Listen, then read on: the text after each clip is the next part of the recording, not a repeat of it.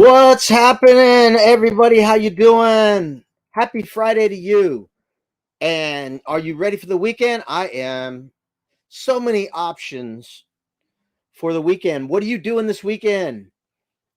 I really have so many things I want to do, and I'm leaning toward one direction, but I'm not 100% sure. But whatever it's going to be, it'll be great. One option was there is an RV show down the street about 2 hours, about 2 hours and 15 minutes by vehicle. Hey, Ford man, how's it going? Megan, thanks for being here. Yes, hungry now. I'm not hungry.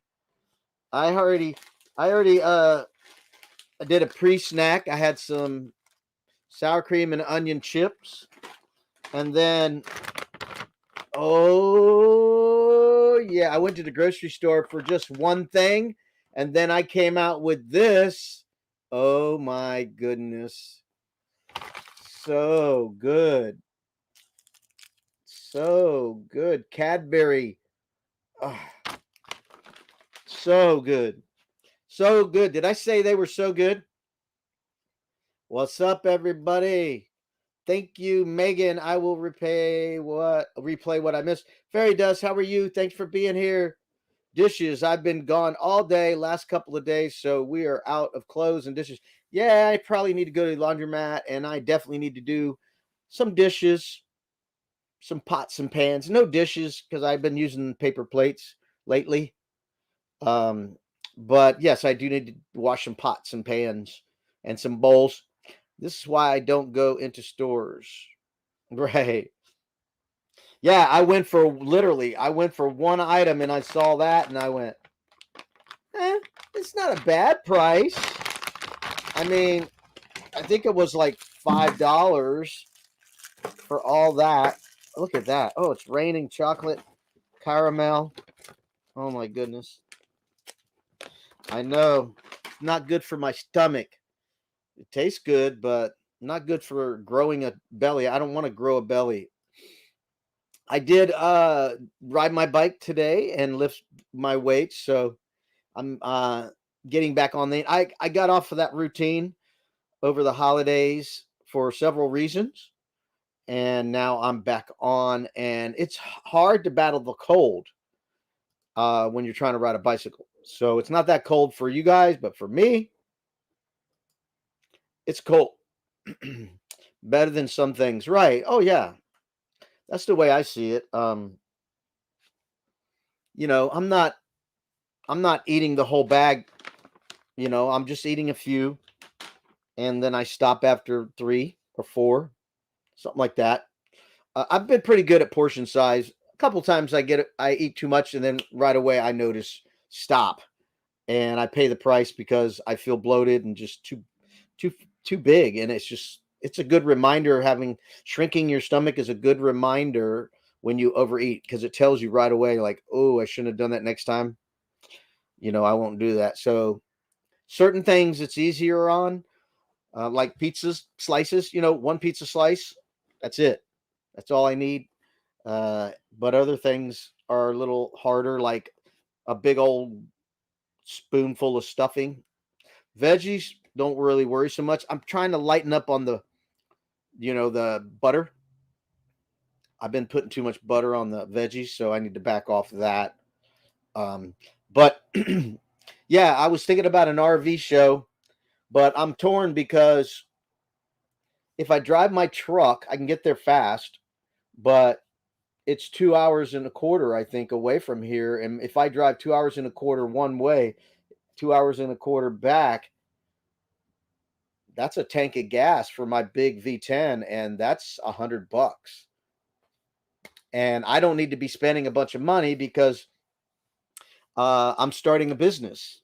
So I'm using, I need that money for emergency and for, paying for the starting the business stuff, everything. There's so much that you don't really think about. I was discussing this with my son the other day. Starting a business, I've already started a couple of steps to doing that. already. Let's see here. Going Green Mom says, I am trying to clean up my diet again too. Too much gluteny stuff lately, and pork. Yeah, I ate too much pork recently, and I kind of like, nah, don't need any. Um, so I definitely been pulling away from the pork, even though I got a sale on it, and I still have some in my freezer. I've definitely backed off of it. Um, Bought some more chicken, fish. Oh man, I'm really loving the flounder. I really can't get enough of that flounder. However, I do love to fry it. I don't always fry it. I didn't fry it the other day. I just baked it, and but then it's so little that I baked some. Well, I broiled it, but I didn't put it in butter, so I dry broiled it with some shrimp, and I ate too much. I was supposed to save some for lunch the next day, and I forgot and just ate it all.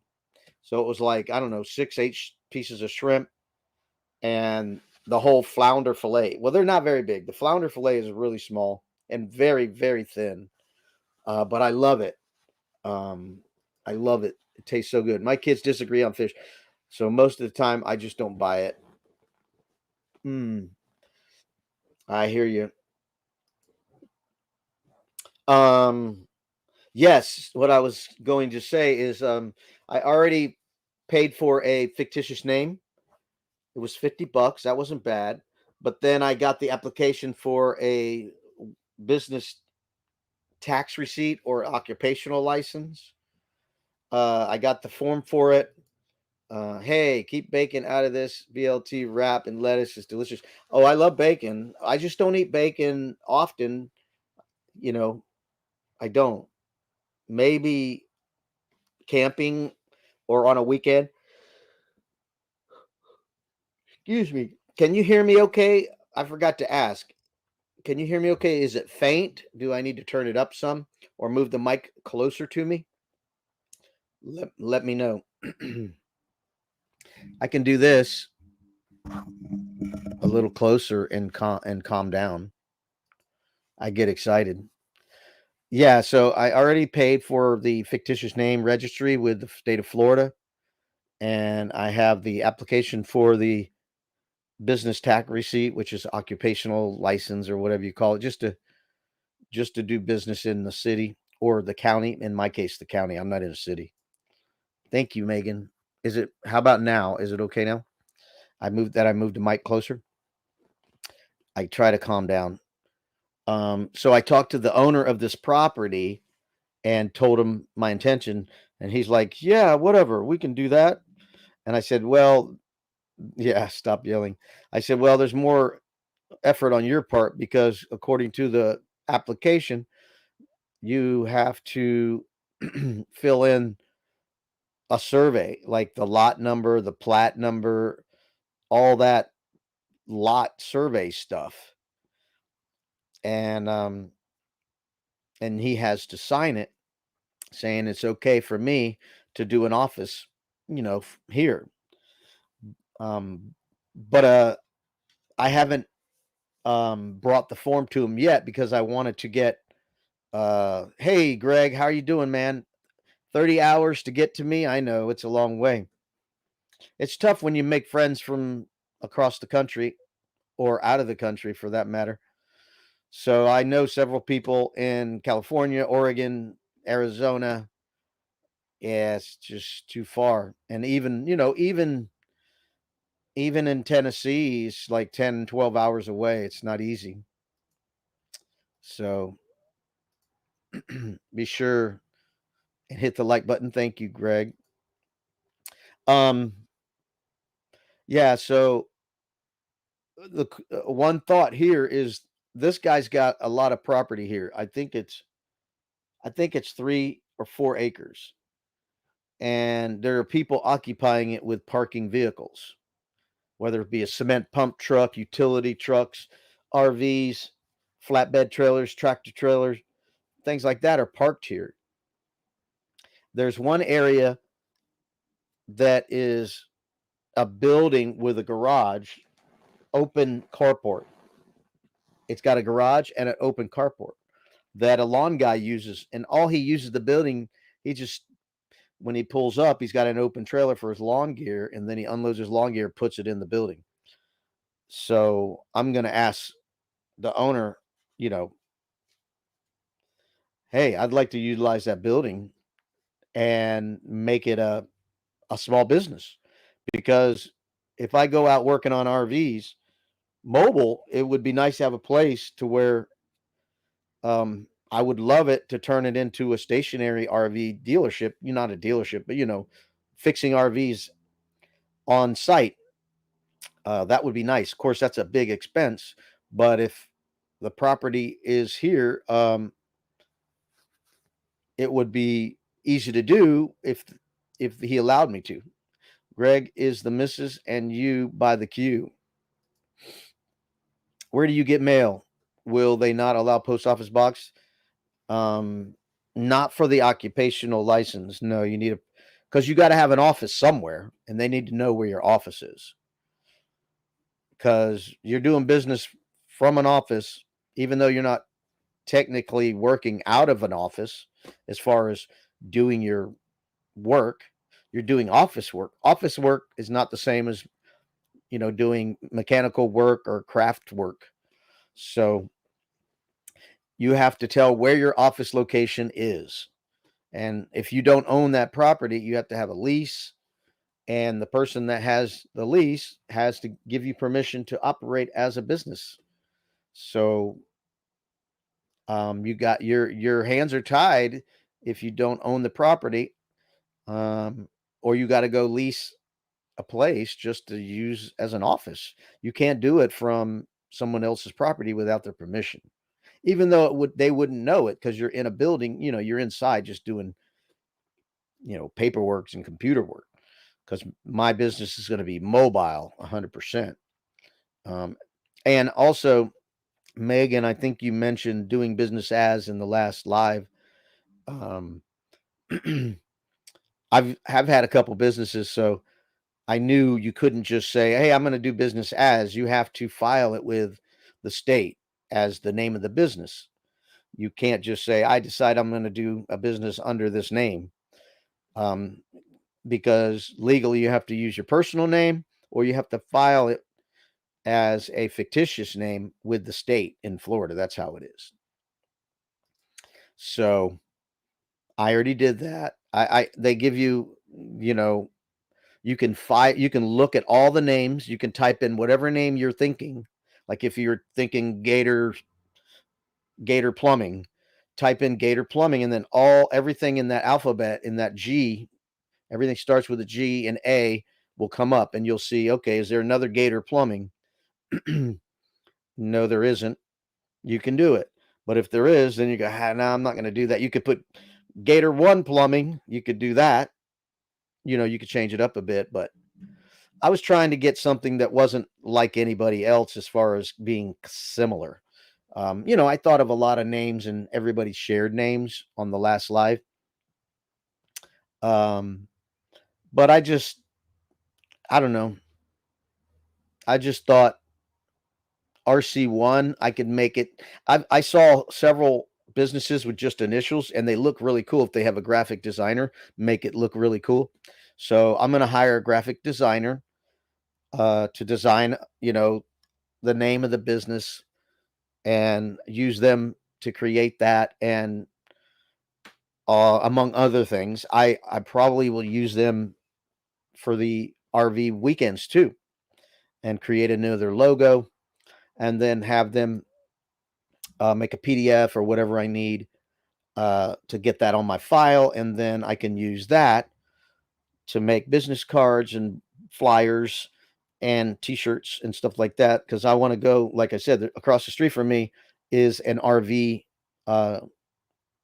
parking lot, basically an RV parking for people who live in RVs right across the street. There's two of them. It's an RV park.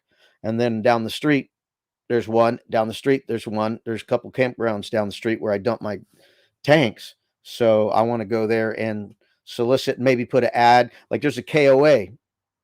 There's a KOA down the street. So you know how when they give you a map of the campground, they usually have, people soliciting for your business. Like if you're not familiar with the area and you want to eat, you look for restaurants that are local, and you'll look at the map and you'll see, oh, look, they got a coupon for 10% off. Let's go there for pizza, blah, blah, blah, stuff like that. So I'll look to do that at the KOA, put in an ad in their map if that's possible, and give somebody, a discount for finding my ad at the KOA. And like I said, there's other campgrounds down the street, same thing. There's RV parks down the street. There's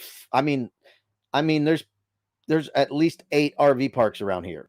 At least 8. I know one up there, 2 here, one right down the street, 2 campgrounds, and another RV park down the street. When I say down the street, that's 5 miles or whatever. Another one is about 10 miles. There's another one, and then there's a campground about 12 miles, another campground. So, that sounds very creative. It will be awesome for you. Yeah, it's all about getting the word out. And then, Facebook, putting your business on Facebook is a good thing, because us old folks, we use Facebook. So put it on Facebook, and it'll go, you pay to boost it, and it'll go to the local Facebook people. And then, of course, they have classified ads in Facebook that you can, people buying and selling things. So you can advertise there for nothing. Yeah, I will be busy. I will be busy. Yes. I will be busy. That will be good, because, I need to be. I was really surprised, heard Facebook and Instagram are no longer in Europe. Okay. Hey, how's it going? Vizos Travel. Great job, everyone. Your video was great, man. Thanks for sharing it. I really enjoyed it. It was entertaining. I couldn't stop watching. So that's a good video, man. Very good video. So congratulations to you. Sharing that video. It was really good. Liked it a lot. So yeah, in my video, I had a nice mishap. Didn't plan that. That's not the first time I've done that. I put the plate on the stove, and I got too much stuff on the stove, and then I bumped the plate and it falls off. It's happened before. I just get going too fast and ready to eat, and I don't pay attention. Instagram is no longer in Europe, Greg asks. Share out the live stream on Facebook, YouTube. Thank you, Kenneth. Appreciate it. Nice video you did. You ate a lot, Kenneth. You need to be mindful of how much you're eating, my friend. And without exercising, you're going to balloon, man. You don't want to get to 300 pounds.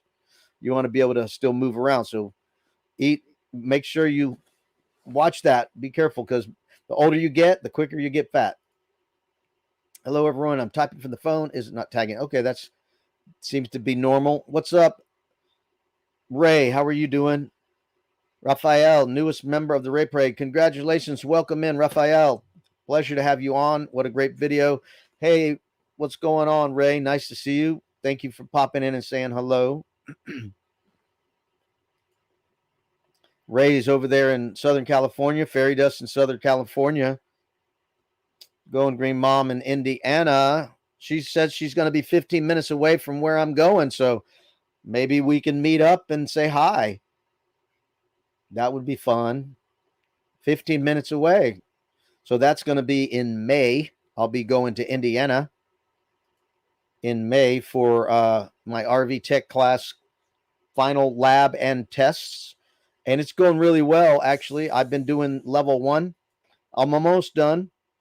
I've did 6 classes, or six topics already. I don't know if I can remember them all. Propane, water, plumbing, electrical, appliances, chassis, generators. So that's where I'm at. I just did generators, and now I'm on chassis. So I'm working on that, and it's real basic. I haven't got into the really, really complicated stuff yet, except for the electrical. It was a very long segment when I was going through it. We'll be listening and watching in the background while I get ready to take a shower. Cool. Well, I won't stay long. I won't stay long. I got a lot to do and a lot going on in my life.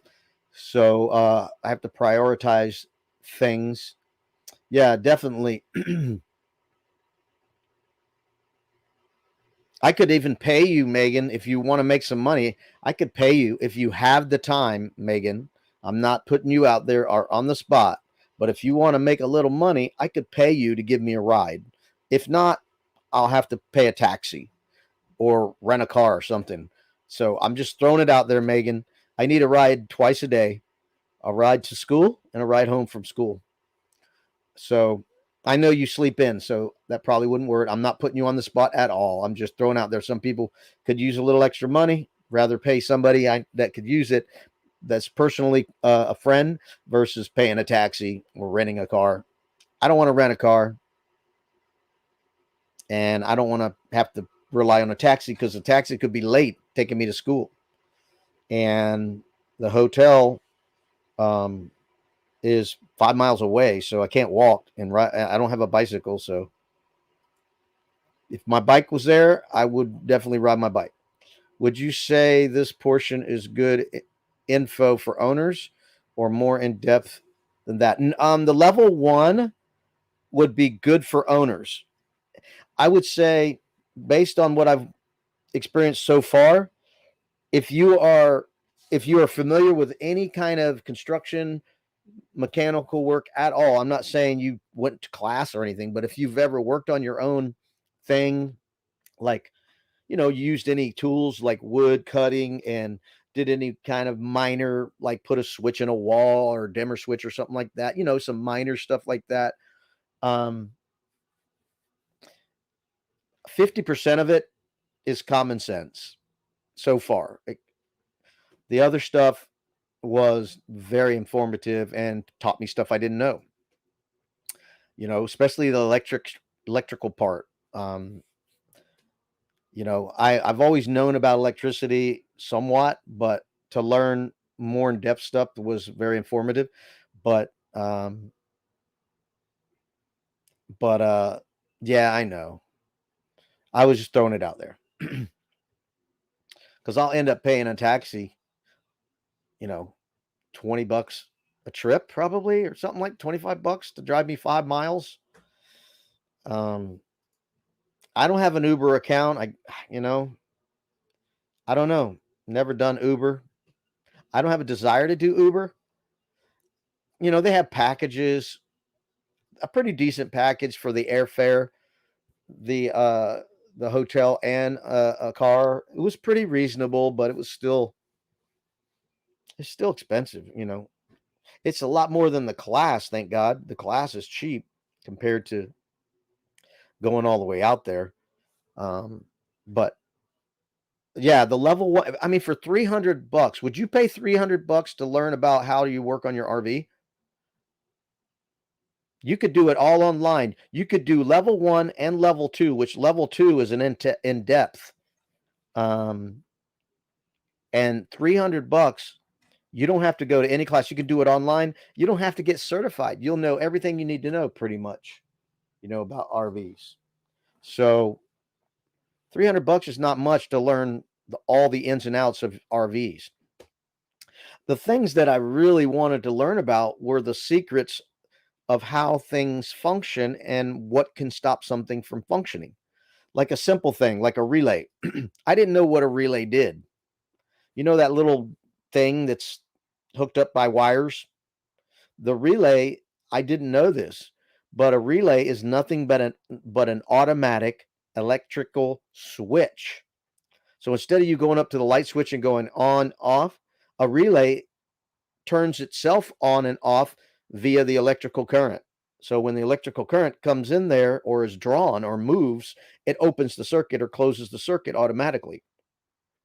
So if a relay goes bad, it just opens the circuit so you can't get electricity.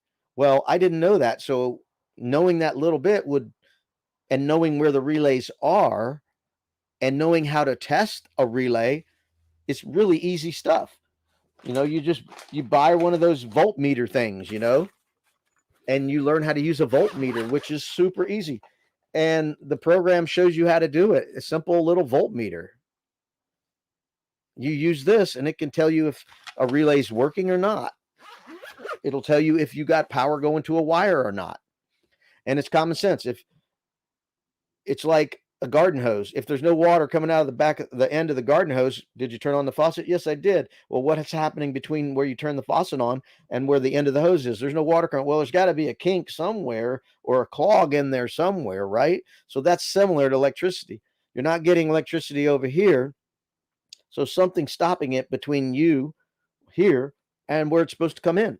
So it's pretty common sense stuff. So for me, because I have a lot of knowledge on a lot of that basics, I would say 75% of it was so common sense that they didn't even need to really show me. Stuff like inspecting a RV. They show you how to inspect an RV, and one of them was make sure the air conditioner works. You turn it on and feel if it's cold, stuff like that, So that was level 1. And I'm, like I said, moving on to level 2 on Monday. And that's when it's going to get intense for me, I think.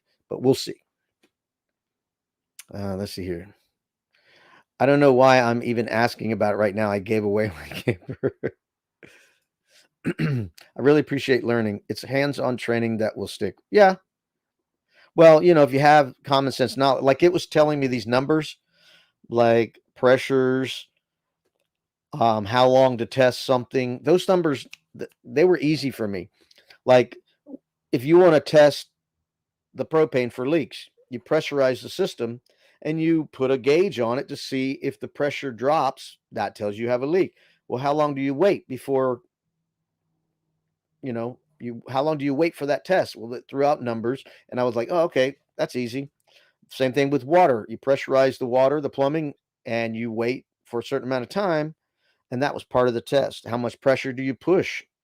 That kind of stuff. So you don't rupture the water pipes and fittings and things. So those details were really important. And there's something that can prevent you from damaging your equipment or getting a true quality test. You had a camper, Megan? Pretty cool. That is what I was thinking, Brene. Yes, Brene, I had a 79 Bonanza travel trailer. Cool. Yeah, Ray. I mean, for $300, it's a no-brainer. I mean, I'm doing it all online. The level 1, you don't need to go in. You just do a quiz at everyone. The last quiz I did, one had 50 questions on it. I think I missed 3. And the quiz I did last night, I think there was 12 questions. I missed 1. So it's really easy for me. It was really easy to retain because it was something I'm glued to. I mean, it's something I'm very interested in. So I'm just sucking it all in and just can't wait to get more information so I can use it to do the business and help people, help, because my sisters and brothers have RVs. My brother has a Class C. My sister has a Class C. My sister has a travel trailer, and my other brother has a Class C. So here's a question. Would this stuff be useful in self-built vans or conversion vans? Well, it depends on how you build it. The electrical part would, but it's geared toward, the big box manufacturers, whatever you want to call them, because they build it a certain way. But yes, the electrical part would be because you got electrical circuits that have to be good or they won't work. So, and if you build it yourself, you'll know where the fuses are and the problems that could exist and the plumbing and all those kinds of things. So I don't think it would be something I would spend the money on if just for that reason. Because if you're building it, you know what's going in and what's going on. You're doing it. So you don't need to learn. This class is geared toward all RVs, Class A's, even Class A motorhomes, Class B, C, all RVs, not just travel trailers. It's for all, because I'm learning about generators. There's no generators on most travel trailers, right? There's no generators. It talks about propane tanks versus propane cylinders. I didn't know there was a difference. Well, there is. a lot of the motorhomes and class C's and B's. I don't know about B's so much, but I know those have mounted propane tanks that stay on board, and the regulators are configured in a certain way that there's a reason why they're that way. So you need to know. The regulators are need to be tested.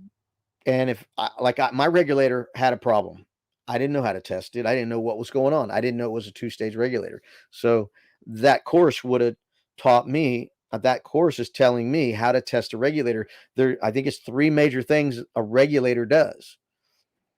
Because it's two-stage, it reduces PSI to a manageable PSI, and then it reduces it again to run your appliances. So it goes from a high PSI to a 10 PSI. Then that 10 PSI is reduced to 0.04 PSI.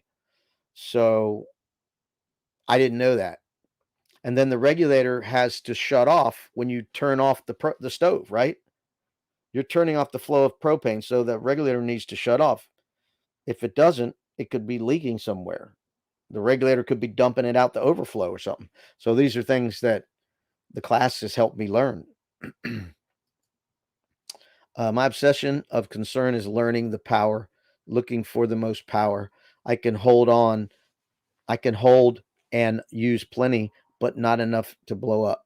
Yeah, I'm learning about watts and generators, appliances, how much they draw. I learned a lot. I knew air conditioners, anything that generates heat, air conditioners and compressors. I knew they take a lot of electricity to start up. So I'm learning about the wattage. And I took a picture of they shared a chart. Let me see if I got it. Yeah. They have a chart for wattage and BTUs for generators and air conditioners, stuff like that. So it tells you how much BTU, a big of a BTU unit you need for a certain square footage.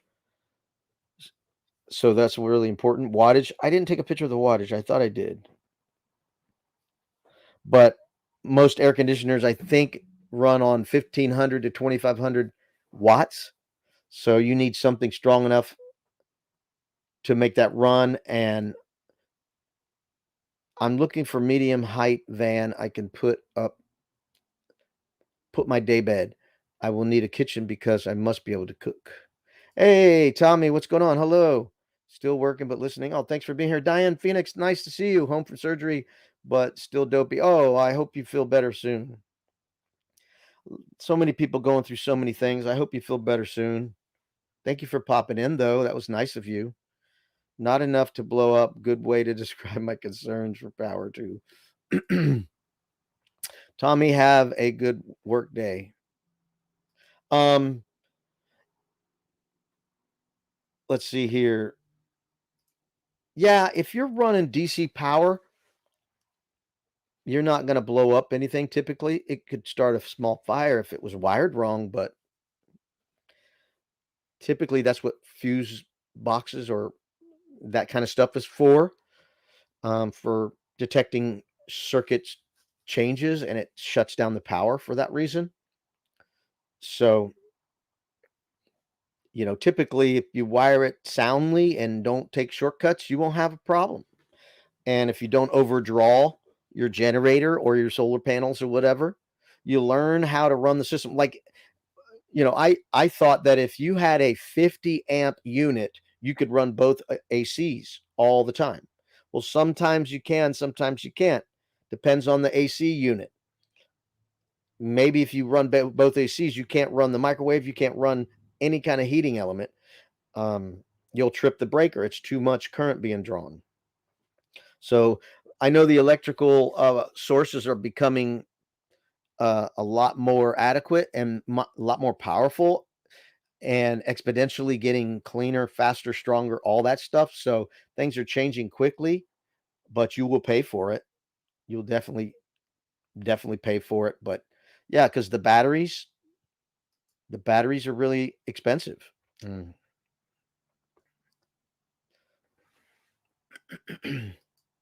So, yeah, you could build something, I think, super basic and not worry about any of that stuff. You know, you can make it really, really basic. Um, for that matter, you could just buy a typical, like, let's say you want a cooktop. There's pretty simple cooktops out there. You don't have to like go buy something expensive. I know plenty of people that just do those quick little cooktops. I think Gina does that. Most people who live in vans do that. They don't, have these expensive, elaborate things that are super dangerous. You have to worry about. The thing that you have to do is make sure you have ventilation. Make sure you have a roof vent or a fan blowing in your window to suck out those fumes when you're cooking with propane or running something that's burning propane. You got to have the fumes vented. And that's another thing that RVs come with. They come with fire alarms, smoke detectors, CO2 detectors, all that kind of stuff that can smell toxic fumes that you can't always smell. So those things are important. Yep. Mhm. Yeah, I cannot run my AC and run my microwave at the same time. I cannot run my AC and the toaster oven. I can't do that. The one thing I can do is I can run my water heater because it's running on 12-volt DC current. It's not running on 110 or 120. So I can run my water heater anytime. It doesn't interfere with my 120 power. But it does use a lot of power. So I've been starting to use propane instead. Propane's cheaper than electricity. So I use my propane furnace. I use my propane water heater. And I use propane on the road to power my fridge. I know a lot of people say you shouldn't do that, but it's designed that way. Meg and I got that from discussing on a live with Troy, the Nomadic Rat Pack. He had so much power, really thought he was going to launch into space. Yeah, well, as long as your batteries are getting cool, staying cool and vented, they need to stay cool because batteries can heat up. You got to make sure that they're staying cool. I was running my Bluetooth speaker on the roof today, and this thing got really hot. And I had it covered up, and it still got hot. So anything that has a lithium battery in it, that lithium gets hot. It's a chemical reaction. So things are going on in there. You want to keep good ventilation, keep it cool. I know that radio control car lithium batteries, we store them in a ammo box because if it catches fire, you ain't putting it out. It's going to burn everything that it touches. So an ammo box is designed for bullets. So it's going to contain the fire. It won't go, outside that box. So they recommend charging your batteries. Now, this was back 10 years ago. I don't know what it's like now, but charging your lithium batteries outside in case you have a battery short or something. Yeah, we didn't use the microwave for years, so it wasn't an issue till my kids started using the micro when the toaster was oven. Yep. Do you by any chance know how much the lithium battery for power, including inverter for solar, would run more or less? No, I don't. Nope. And I learned what an inverter does and a converter does, which was really impressive. I didn't know what an inverter really did. I knew what a converter did. I didn't know what an inverter did. So an inverter um, converts DC 12 volt to direct current to alternating current, which is crazy how it can do that. So this is a lot of current coming through there to do that. Crazy. So a lot of cool stuff. Uh, it is really all you need. Well, I need. Robert uses more burners than I do. Yeah, I've used all three burners at the same time. Pretty dangerous when I was cooking, frying up some fish, right? pretty dangerous. Wait, what is a converter? And an inverter turns it into 110, right? An inverter turns DC into AC. Yeah, it inverts it. Converter turns 110 into DC, if I'm remembering correctly. Because I have a converter in here in my RV. I don't have an inverter because I don't have a generator. Because a generator typically creates 120 or 220, and it converts it. And an inverter does the opposite. So it'll turn all that power you're drawing from your solar panel and whatever and turn it into 110. So that's why you see people say you need an inverter to run computers because it's a steady current. It's not all over the place. So I still need to learn more about that. So I'm certainly not the authority on that at all yet. I'm totally just learning this stuff. Okay, I'll get a hold of Rat Bag, right? Right. Yeah, and I don't have any books to just open up to a page or I go right back to it and just look it up on YouTube, right? What's a converter do? What's an inverter do? Does? What does an inverter do? I know those little generators are inverters. So they create um, good current to run electronics so you don't have a fluctuation in electricity. I don't have a solar panel. I am solar ready. So you can plug in solar into this unit. So I have a plug. It's external plug. It's not an internal plug. So if I want to put a portable solar panel out here and plug it into my RV, I can. But all it's going to do is charge my 12-volt battery, which I don't need because I'm always plugged into shore power unless I'm traveling. And when I'm traveling, I'm usually get there in one day. I'm not boondocking. I boondocked.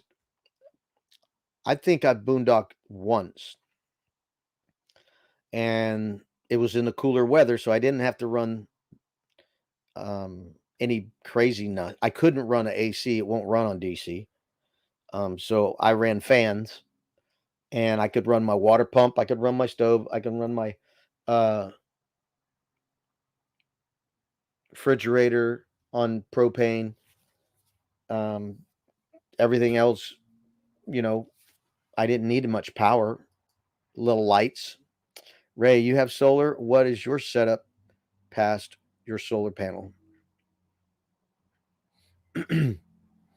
Yeah, those guys that boondock and all that, they're gonna know all that stuff. I don't. I'm a shore power guy right now. I have to work for a living. I don't work remotely. I have to go to my job. So I'm not like living the life, the full time on the road guy. Um, I'm just that's why my channel has all kinds of different adventures in it, because I'm not camping every weekend. But I love going doing things. Sometimes I have to pull back. Like this weekend, I'm like, if I drive my truck to Jacksonville and back, I'll probably spend $100 in gas. Ray says, yes, I have 500 watts of solar on the roof. I have a 310 amp hours of AGM batteries. I have a 600 watt inverter. Cool.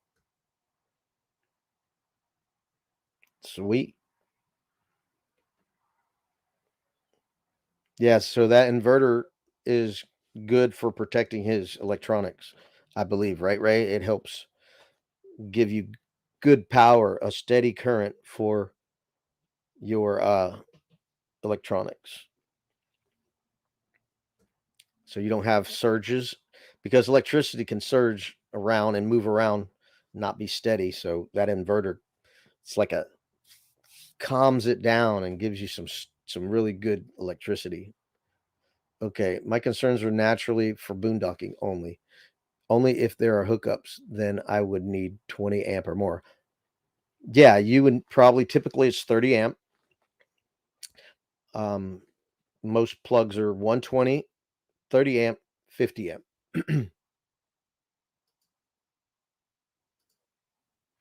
Where does those get stored? Under the bed? Batteries can't be in buckets. Right? Right? I have 360 watts of solar mounted now. I will be adding another 180 watts this weekend. I have a 500-watt EcoFlow river power station. Cool. See, I'm not there yet. I just learned a little bit about generators and how many watts you need to run appliances and certain things like that. So it was an overview. Level 1 is just an overview, and I'll be going level 2 starting Monday to get a little more in depth. And then they have a master's class if I wanted to do a master's class.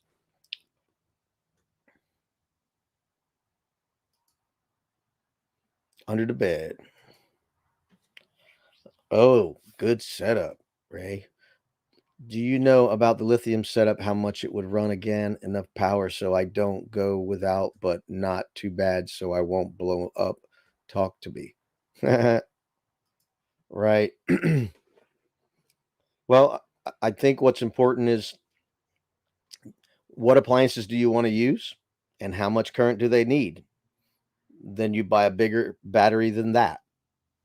And you only run one appliance at a time, one big appliance at a time. Lights and fans, small fans, that doesn't draw a lot.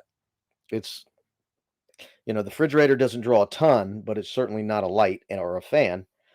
It's air conditioners, heaters, um, things like that, ovens, and that kind of stuff.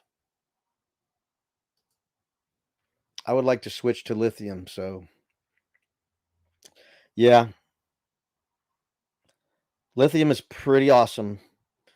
I mean, I've had lithium batteries for years, and if you store them correctly, they will last. That's part of the deal is knowing how to charge them and discharge them correctly, not over discharge them or overcharge them. Most chargers take care of that, and most systems take care of that. But there is a way to over discharge them by accident if you're not careful. So, EcoFlow would be similar to Jackery or Blue Yeti. Not sure. Okay, sounds good. Is that the plan for when you replace batteries then? Yeah, I'm not into the batteries yet. I haven't learned all the different. I did read about them. I did read the names of them that didn't go into details about those batteries because level 1 is just overview of simple stuff. Just finished watching your video. Awesome cooking. Thank you, Raphael. Thank you. Appreciate it. Your video was great, man. Really liked it a lot. Did you get a snack first, Raphael? That was my first time doing smoking chicken with the skin on, with the bone in. So that was the first time. Now I got some chicken thighs thawing out right now. I'm gonna be doing some chicken thighs in a minute, smoking some. Last night I did some chicken wings. They came out great. And again, I'm learning how to cook on the smoker because there's several factors. It's complex. I never thought it was so complex. I knew it was a pain in the neck, but I didn't know it was so complex. Airflow, how much airflow, really important. Charcoal, how much charcoal? Flavor, wood, adding oak. How close is the food to the flame? That kind of stuff. How hot is it getting? What temperature is the smoker? I live have a thermometer in there. I have a thermometer for my stove that I probably could put over here for the smoker, but right now I think I'm getting a good feel of how much charcoal does what kind of flame, and it's also how much venting you do to keep the flame hot or cold or cool. You open that vent on the top and let a lot of airflow, and it's got to be clean at the bottom of the smoker too. If you got too much charcoal on the bottom of the smoker, the air can't get in from underneath. It needs to come in and then go out. So the cool air comes in to feed the charcoal, and then the smoke billows around under the dome and then exits out of the top. So that it's kind of fun. I never thought I'd ever want to smoke because I've always been push the button, propane, cook my steak. Now I'm kind of having fun doing it. It becomes almost like an adventure to do it. So I mean, Amy was mentioning that too about the patience. And I thought the same way. But when I started doing it, man, I started having fun experimenting and seeing that I have my own oak wood here, so I can cut up my own oak wood. So I bought some charcoal just in case the oak didn't work. But I think I'm mixing the charcoal and the oak together. But slowly I'm going to run out of charcoal. So I'm going to try to use more oak because I have that freely laying around and I'm going to cut it up and use it. Yes, that's the plan. Going lithium probably in April. They fed us burgers and hot dogs at work today. Nice. Cool. EcoFlow is similar to Jackery and Blue Eddy, but with the ability to add batteries to it, plus it recharges faster. Yeah. Yep. Batteries are sensitive. You have to look at the specs on how many amps you can pump into a battery and how quickly you charge it because that makes a difference. Because some batteries you can't ram a bunch of current into a battery so quick. You have to have a battery that's set up to take that kind of current because it'll overheat and it could burst and it could burst into flames. So so you have to be sensitive to, like Greg is talking about, recharges faster. You can try to charge a battery as fast as you want, but the battery will break down and explode or just burst like a transistor. I already forgot the capacitor. It'll pop, and you don't want that stuff. That's a good birthday present, right? It recharges faster than others when plugged into 110 volts. Young, my son had me cook 2 half-pound burgers. Yeah, I'm gonna go cook some chicken here soon. I gotta finish up my level 1 class. I'm on level 7. I'm on 7 section. Hopefully the end is near for level 1, and then I'll start level 2 on Monday.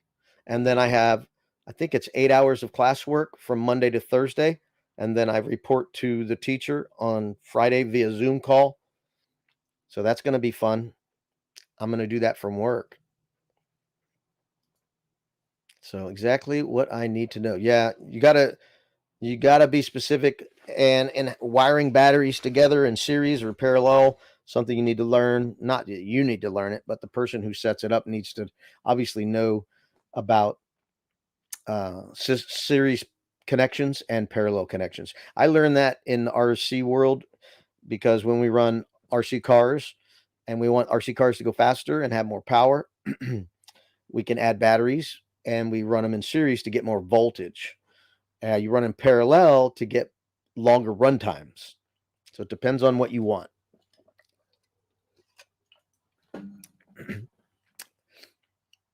All right, I'm going to end this thing in 7 minutes. My voice is getting tired. Anybody, by the way, if somebody else wants to come up and talk, I forgot to invite you, but you're always welcome to come up and talk if you want.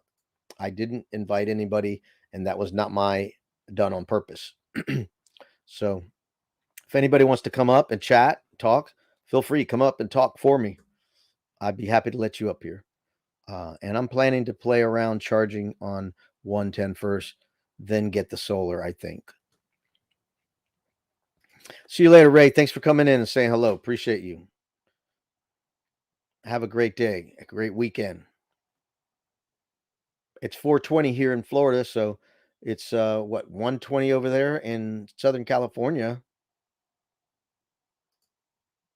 Have a great day, Ray. Here's the link if anybody wants to come up and you can do all the talking and I'll just listen. Yeah, I don't know. I probably should have my voice box looked at, but I don't think they'll do anything about it. So it's just worn out from singing a lot of rock songs and screaming too loud, I guess. Thank you, everyone, for reminding me of what I need to be saved. I'm not going to budget on the power back. Yeah. I think tending to your batteries is really important, especially when you're going to store them. Storing your batteries and not using them is really important to store them right. You don't want to store them with a low charge. You want to store them fully charged or whatever the manufacturer requires or suggests. Everything I've read so far is store them fully charged, 80% at least charged. That's my experience, but everything is changing. Um, and I even saw in this course, once you're certified, the certification is good for 5 years. Then you have to do, retest, classes, 24 hours of, I forget what they call it, but just updating your knowledge. And I understand that now because look how everything's just jumping leaps and bounds. The technology, you get to stay up on the new stuff. It's beneficial to you to be able to work on all that kind of stuff. When you got sophisticated RVs now that work on all kinds of different solar power, propane, electric, everything's different. You got to learn it to be able to work on it. And you got to I'm sure I'm going to have a computer, a laptop to diagnose certain things, it's going to be pretty complex. I had started experimenting with lithium and solar so that I know what I'm doing when I finally find something to build out. Yeah, lithium batteries are great because the way they are managed, and they have to be managed, is the equipment that is using the lithium power has to have the capability of using the lithium power. Not that it's different, the power isn't different. It's the battery health that's critical because a lithium battery, if you drain the lithium battery all the way down to nothing, you can't use it. It kills the battery. And I say that because lithium batteries are used to the end in a tool or a product that already has a system built into it to measure voltage before the battery gets completely drained. It shuts off the current. You know, it shuts it off at a certain voltage. When the battery, let's say you're running a 24-volt battery and the battery voltage is going here and then it starts to go, and the equipment that you're using, let's just use a cordless drill. You're using a cordless drill nowadays. If it's on lithium, soon as you start, the battery starts to drop. The battery, the drill shuts off automatically, so you can't go. The drill doesn't go like it used to, because the other batteries, that was good to do, to run it all the way down. Now lithiums, you can't do that because you'll kill the battery. It can't handle it. It's chemical problem issues. Same thing with charging it. You can't charge it too high or it'll burst. I'm going live on Saturday at 4 p.m. Eastern as part of the Streamathon to Helping Hands for Cruising to fundraise if anybody wants to swing by. All right. That sounds like a great thing. So go over to Fit for Expedition. Look, you have a link up already for your live. Is it already posted, scheduled? So people can go over there and, click on it and maybe copy the link or something like that. Maybe I can do that. If it's up there, I can go do it. But StreamYard isn't friendly to doing all that stuff. It's not very friendly. But thanks for sharing that, Greg. Don't some lithium batteries have BMS that protects against? Maybe they do now for RVs, but they didn't in the radio control cars. In the radio control cars, they didn't have that in the little batteries. So maybe they do in the bigger ones. So I'm unfamiliar with it.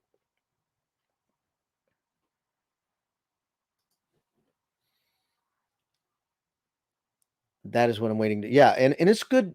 It's good to focus on what's really expensive in your unit so you don't damage it. So it doesn't hurt to learn about that kind of stuff.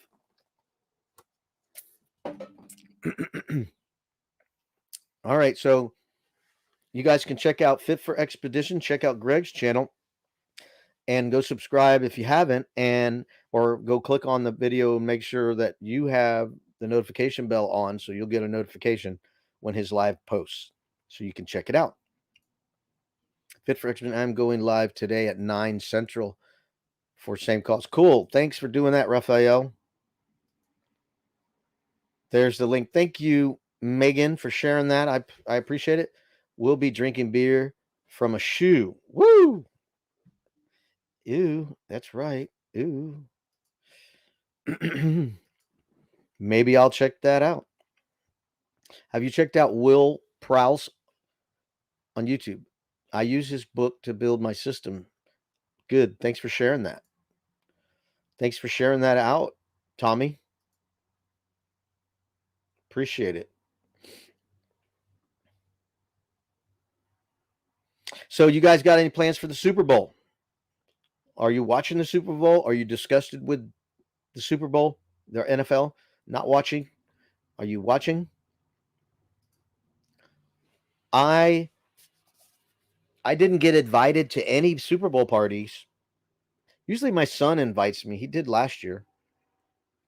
This year he did not invite me, and we even talked about it. I told him I bought some wings. So yes, Will Promise is the best. Wow. Will Prowse, sorry, is the best. I won't be watching. I am by myself in El Paso this weekend, so no plan. Okay. I am, yeah, Super Bowl's going to be in LA. That's right. How far are you away from LA, Fairy Dust?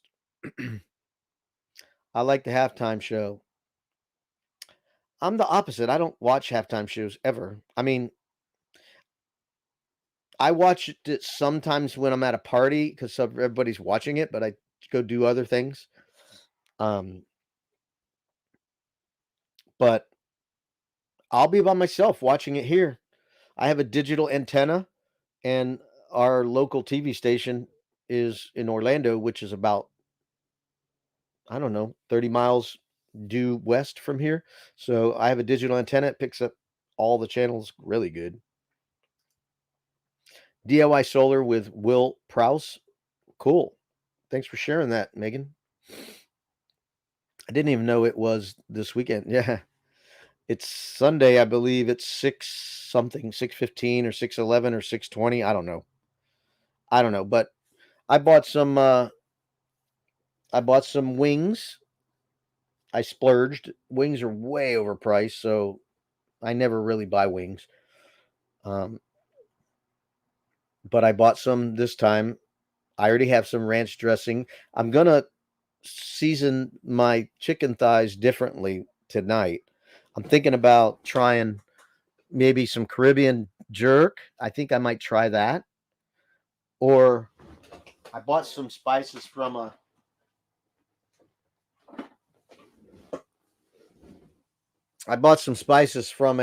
farmer's market. Minor Can Mike's rub and seasoning. I might try that. I have another one.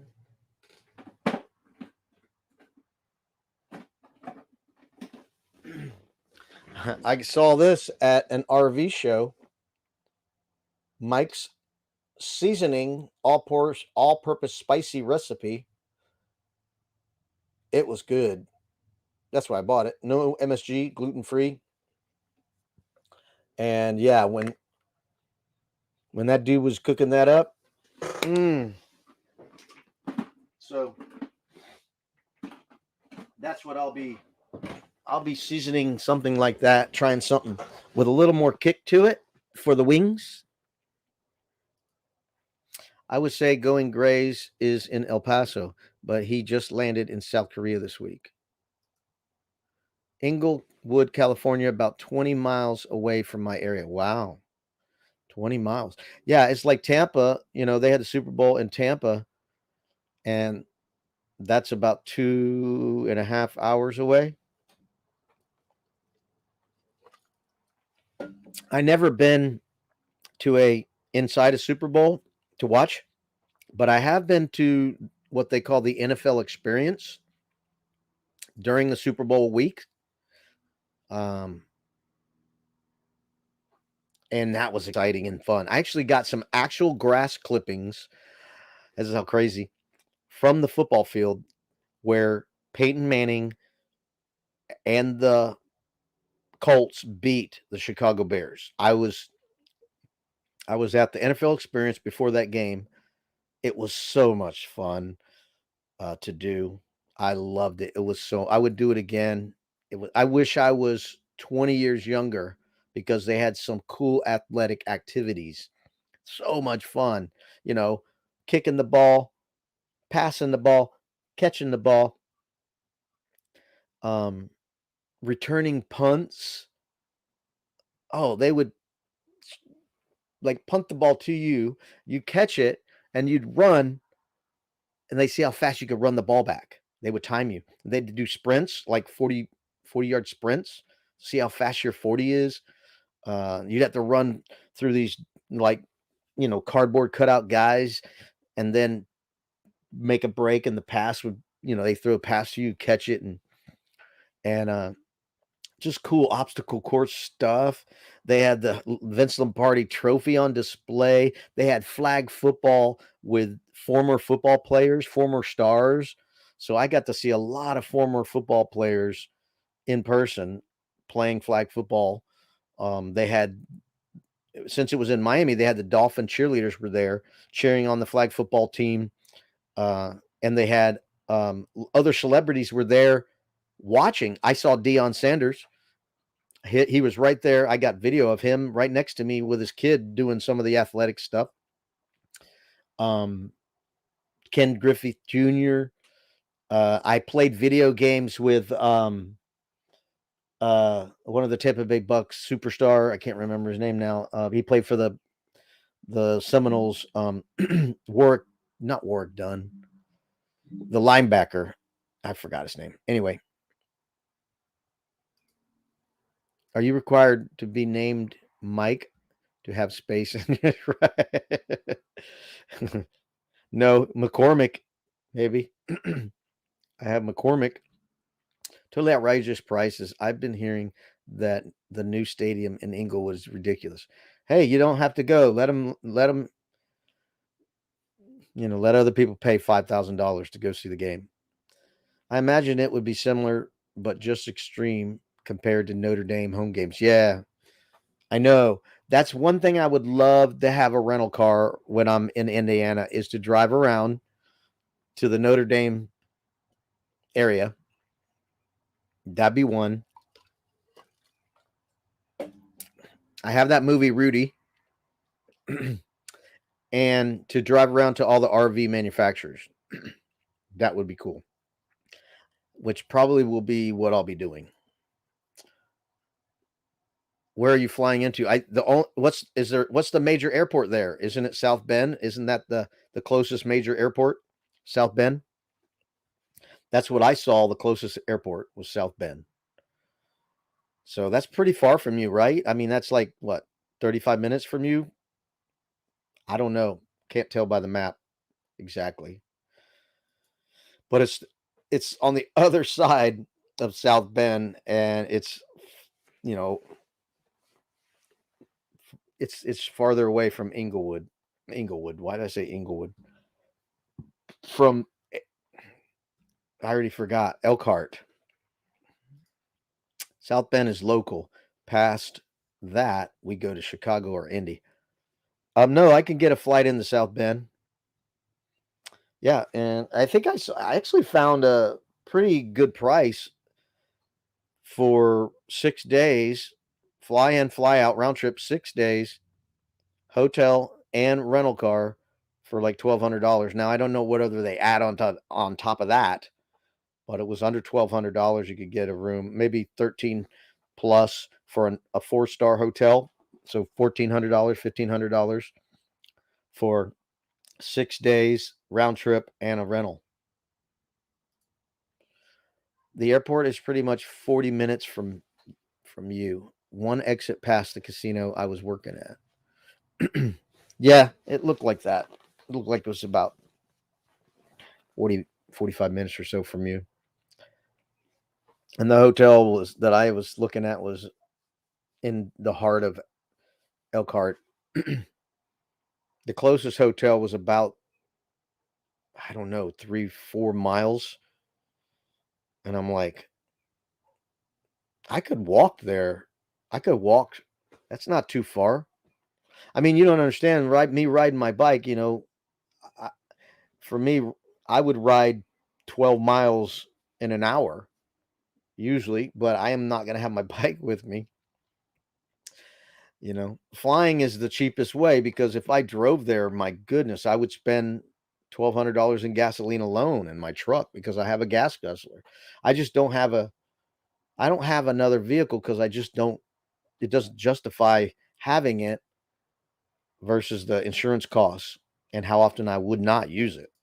But I'm seriously considering it.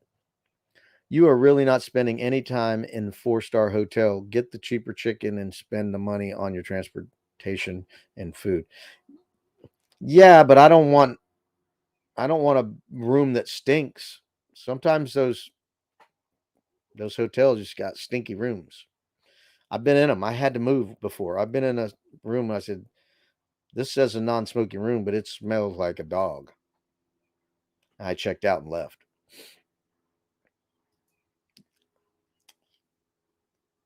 That isn't actually a bad price. No, if it includes the car, hotel, and plane, it's not a bad price.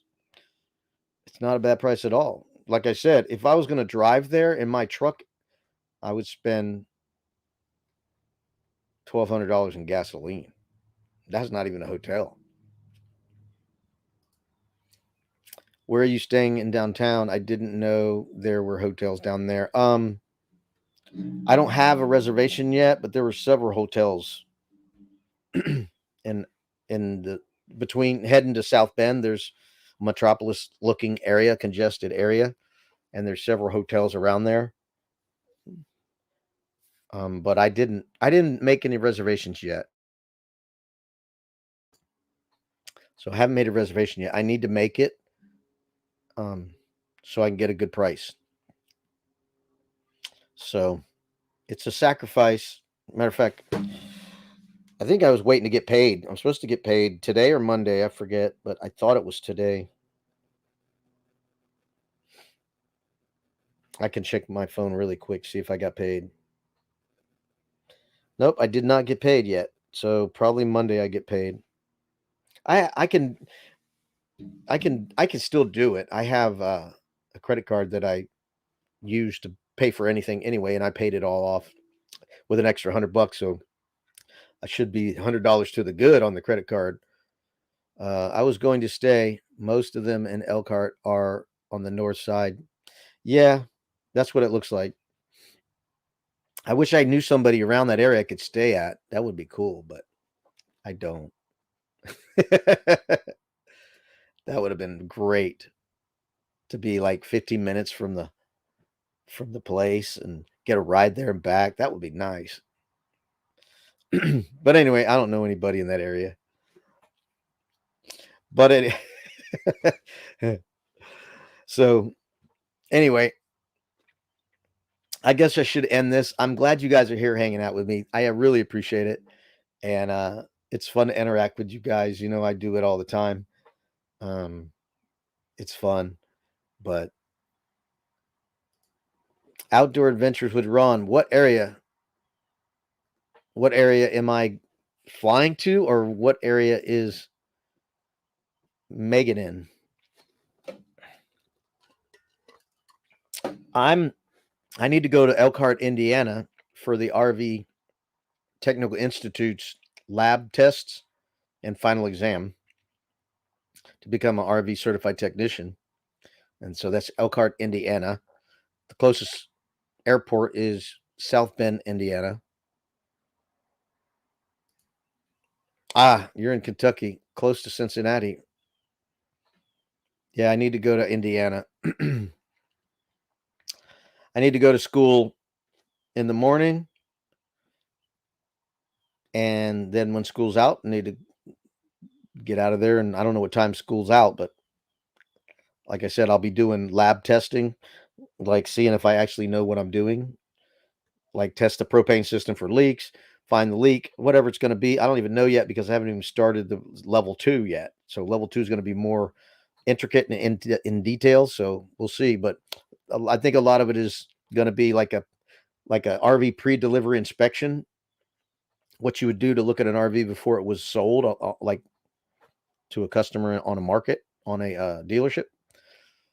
Testing it, simple stuff. Some of it's really simple. Testing the lights, make sure they're on, the furnace, the AC, simple stuff. The water faucets turn on, water flows. Other thing will be testing, pressurizing the water system, pressurizing the propane system, making sure there's no leaks. Um, Testing the regulator, the propane regulator, make sure it functions the way it's supposed to. There's three ways for that thing to be tested. You test it for pressure output, you test it for pressure shut off, and you test it for leaks, stuff like that.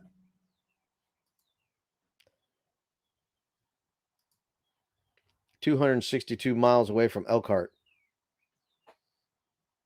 That's a lot of miles to drive for class. Yeah. Yeah. That'd be like 3+ hour drive one way, right? Whew. Or more. Oh, that'd be like me driving to Miami from here. That's a long drive. I've done it. Let me tell you. Well, I used to cut grass, not quite to Miami, but like West Palm Beach. You got Miami, then you got Fort Lauderdale, right? Then you have West Palm Beach. So I used to cut grass, believe it or not, in West Palm Beach and live here in Palm Bay, which is an hour south. And I didn't do it all week. I did it like twice. Depends on how long it took me to do the lawns. I had a lot of lawns over there, so I was making good money. Um, so I would start in South West Palm Beach and work my way north, and then I wouldn't get done in one day, and I'd stop in North West Palm Beach and then pull my Ninja out. I had a Ninja. I pull my Ninja out of my trailer. I have a unit utility trailer. I pull my Ninja out and drive it all the way home instead of pulling my truck all the way home. So I drive it all the way home, and then in the morning drive all the way back. So I did that for 2 months, 3 months. Made good money doing it too.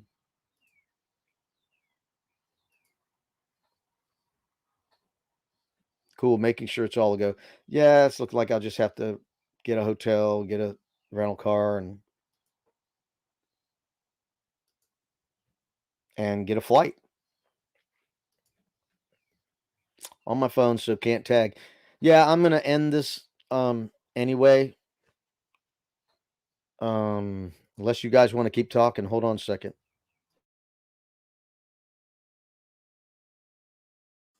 Be right back.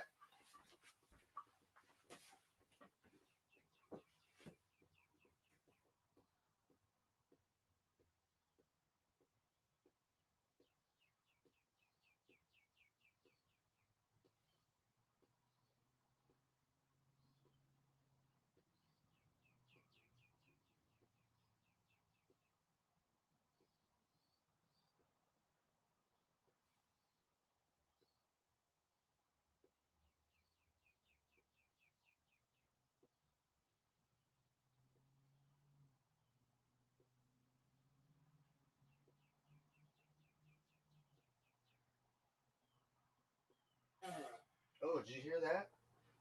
Hope you guys didn't hear that.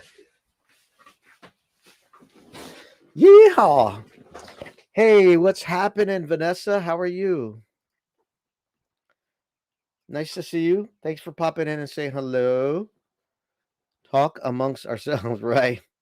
Hey, I had to take a break there. Good to see you, my friend. Hope all goes well for you, Robert. Sounds like a good gig, though. I'm definitely jealous. I'd love that job. Well, it's only $300 to take the class. You can take, like I said, I'm taking it all online except the last week. Um, And that's only because I don't work at an RV dealership. If I worked at an RV dealership, I could do it all online.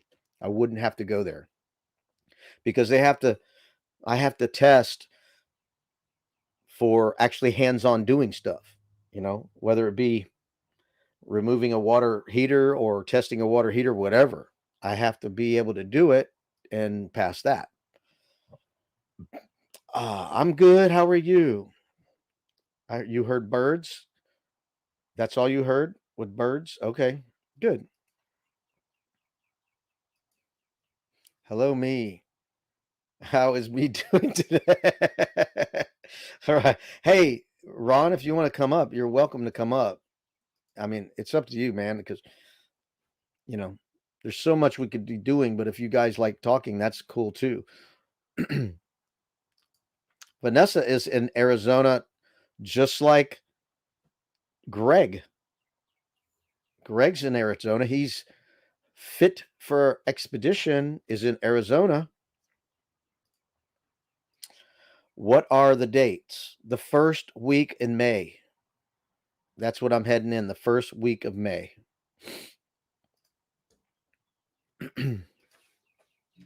Maybe get a part-time job at a RV place just to test. Yeah. There's one right down the street, like a mile down the street, literally. I'm not kidding. I went in there to apply as a part-time salesman. He said, "No, we don't do part-time salesmen." He said, "We do full-time. If you want a full-time job, I got a job for you." I said, "No, I'm not quitting my job." Yeah. But that's not a bad idea, but I don't have the tools. I don't even have the know-how yet. I have common sense stuff and overview stuff yet, but I don't have the know-how yet. So I'm just gonna I'm doing what's called a hybrid class. A hybrid class. See, because if I drove there, like if I went there to take the class, I'd be done in 5 weeks. Totally done. Same price, done in 5 weeks. But because I'm doing it a hybrid class, and what they mean by hybrid is 4 days. I have 6 days to complete my assignment. And then on the Friday at the end of the week, I have to Zoom call the instructor. And then I'm sure he's going to review what I've learned to make sure I've learned it. He'll probably do a quiz. I don't know. Right now I've been doing quizzes. I think I could even share it. But anyway, that would be cool, right? Share the quiz. And some of the information. It's on my other search engine. It's not on Chrome. If it was on Chrome, I could show it to you, but it's not on there. But let's see here. First week in May.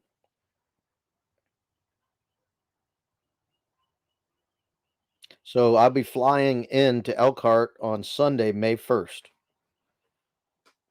And then class on Monday, Tuesday, Wednesday, Thursday, and then Friday is lab testing and then final exam. And then I'll probably stay there till Saturday morning, check out the hotel, and go to the airport.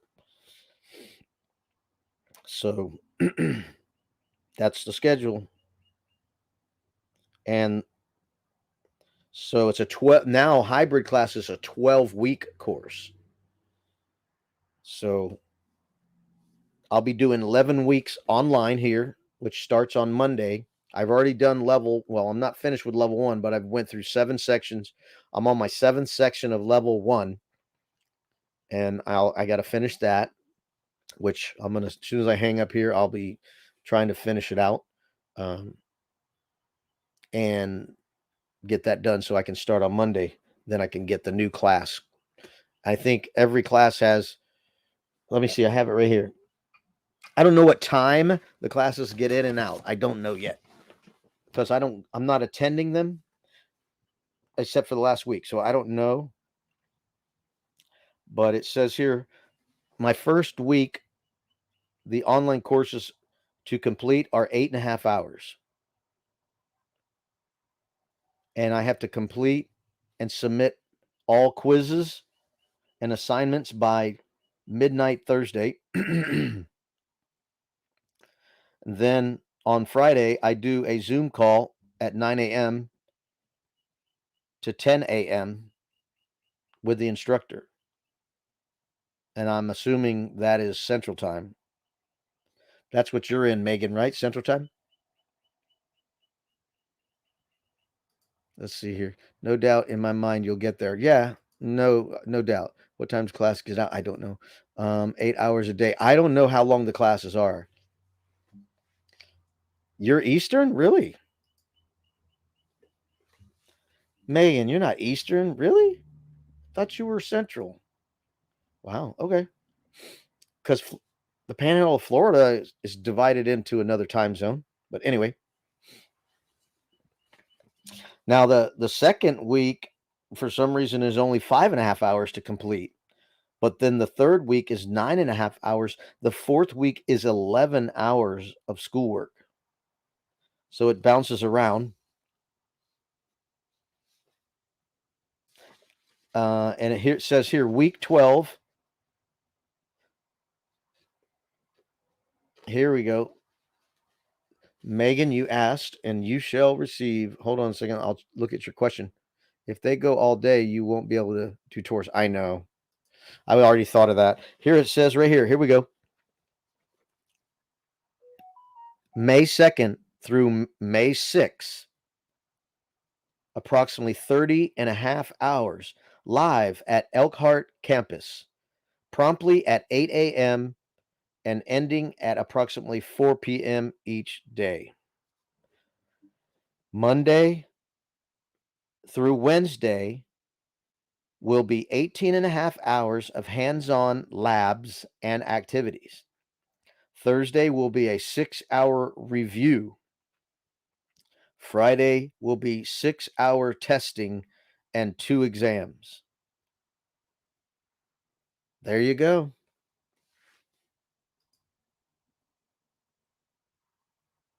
Yes, Florida has 2 time zones. Yep.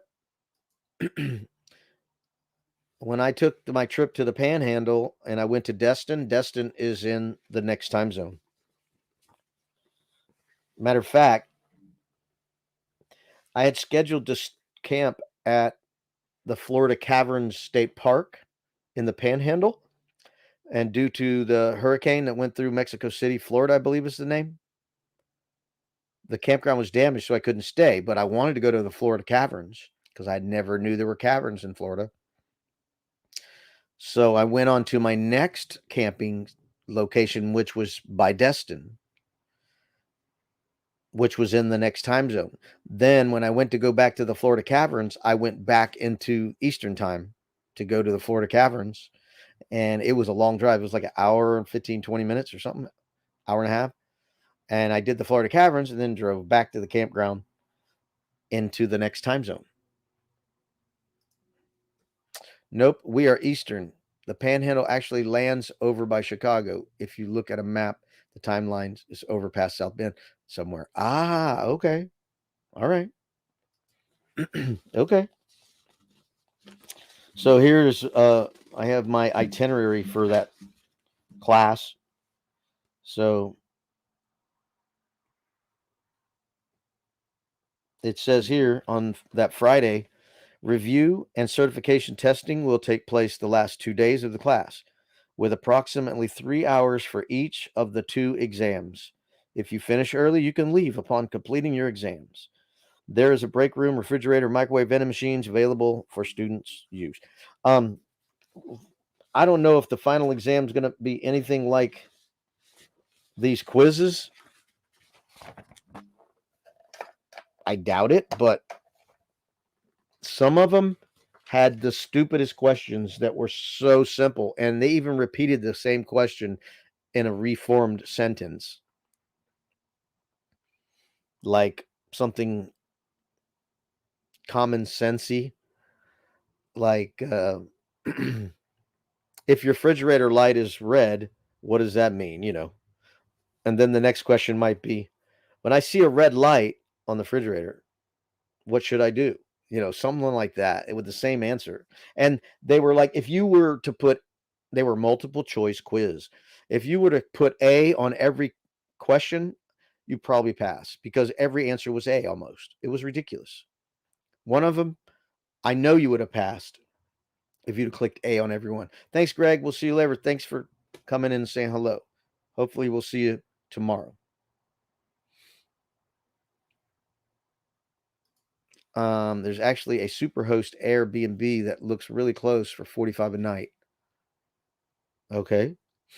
Yeah, the school actually referred some hotels, but I don't know if it's enough savings to separate like Travelocity or Priceline where they put everything together.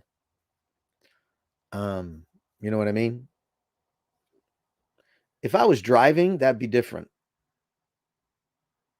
That would be so convenient if I was driving, but it would take me, you know, all day to drive there and a lot of gas to drive there. I have a V10 pickup truck and I probably get 6, 7, 8 miles to the gallon. It cost me over $100 to fill that truck up. Thank you for checking though. I have family near Destin. I've never heard of that word.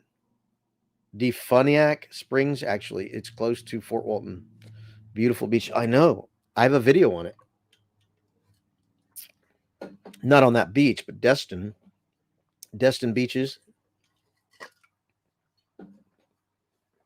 Yes, it is beautiful.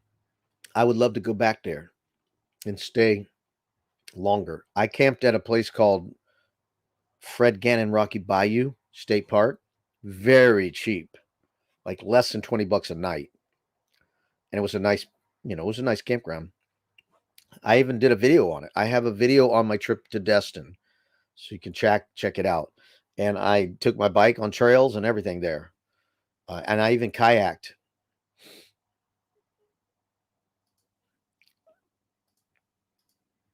That's cheap. Yep. I'd look into that, Robert. Yeah, like I said, it just depends on the flight package. Still here listening in the background the whole time. I was in the shower. Cool. Check flying into Louisville, Robert. Louisville is reasonable airport as far as prices. I'll look into that. And then I need a rental car. Look at this. I'm taking a picture of what you just said.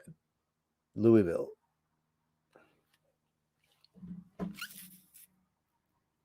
If I worked out, this would be less than 2 miles, I do believe. I have the address, I think, I have the address to this place. It's on Something Berry Road. I'm sure you're aware of that road, right? Something Berry. I forget the name of it. That's not something isn't the name, but it's Blank Berry Road.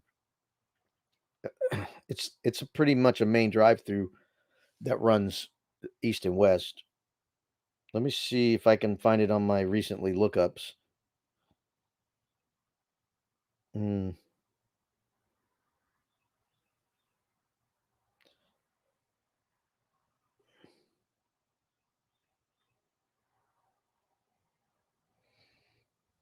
let's see here. Here it is. Middlebury Street. Let's see here. I think 3333 Middlebury Street.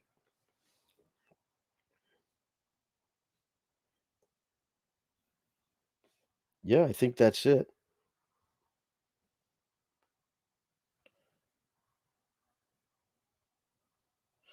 Yep. I think that's where the class is. Middlebury Street. And like I said, it's about 5 miles east of Elkhart. And Elkhart has an airport, but it's little.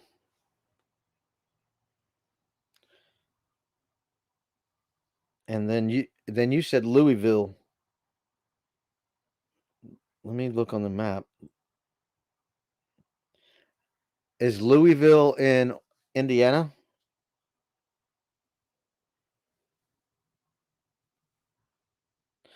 Because you got Indianapolis. Let me type it in. Louis.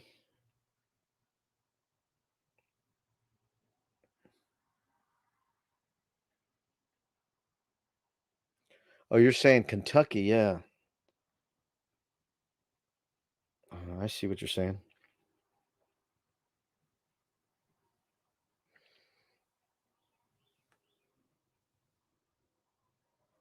I wonder how far it is. That's a drive, but I wonder how far that is. But I don't know if that I'll have to look at the rates. But thank you for giving me that information.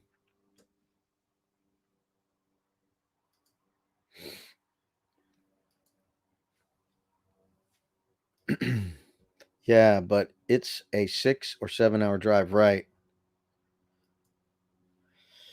Well, if the price is huge, it will be worth it. But if it's not, it's not. Indiana and Chicago are both about 2 hours. Yeah, I've driven past it. Middlebury Street. Yeah, it's a long drive. Louisville is opposite end of the state. Elkhart backs up to the Michigan line. Kentucky, Indiana line. I'm going to Chicago in about an hour or so. O'Hare would be the closest, I'd say. It's about 200 miles. I typically fly out of Chicago or Indy. Those are Southwest hubs. Well, this was pretty good price. I mean, like I said, I didn't book it because I still wasn't 100% sure at the moment. I was looking. I was just looking. So I probably should go book it and get it over with. And I know what it was. I was waiting to pay off my credit card and to go through the next day. So the payment to go through. And then I can do it. Because I switched credit cards about 9 months ago, and I have excellent credit, like over 700, and they still gave me this wimpy credit. It's just credit limit. It was so small. I'm like, why are you guys doing this? I was already a holder of your card. I just canceled a card because of personal reasons and reopened one, and then you denied me, and then they waited 6 months, and then they accepted me, and then they gave me this because I said, "Why'd you turn me down?" Because oh, you got too much. You got too much. You applied for too much credit because I refinanced my camper. I refinanced something else, and then changed credit cards or whatever, and they didn't like it. So I'm like, I got a 740 credit score. How could you not give me a credit card? So anyway, too much information.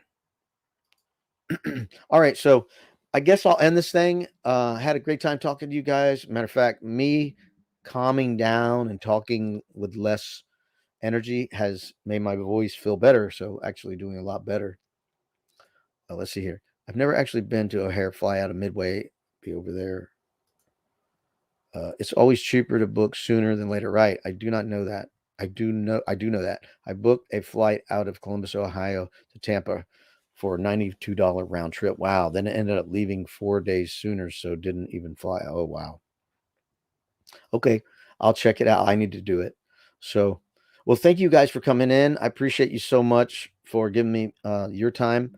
And I hope we had a good time. The Raid Parade was great. I had a good time. Meet some new people, Raphael and stuff like that. So it was really fun. Megan, when are you going to make some videos? Hoping you make some videos. It's been a long time. Thank you. I will. I'm going to be doing some cooking, chopping some firewood tomorrow, probably getting some more oak wood ready for the smoker. Um, Relaxing, getting computer work done. Later, Robert, and everyone. Have a good day. All right, you guys have a good day. I'll shut down the video and the audio and let the chat run for a little bit. You guys have a great weekend, Super Bowl weekend, and hopefully we'll see you on Tuesday. I got a video I'm trying to get finished for. I have one ready for the Raid Parade next week, and I'm working on one for the following week, and then I got to work on one for Tuesday. So hopefully we'll see you guys on Tuesday. Have a great weekend. Talk to you later.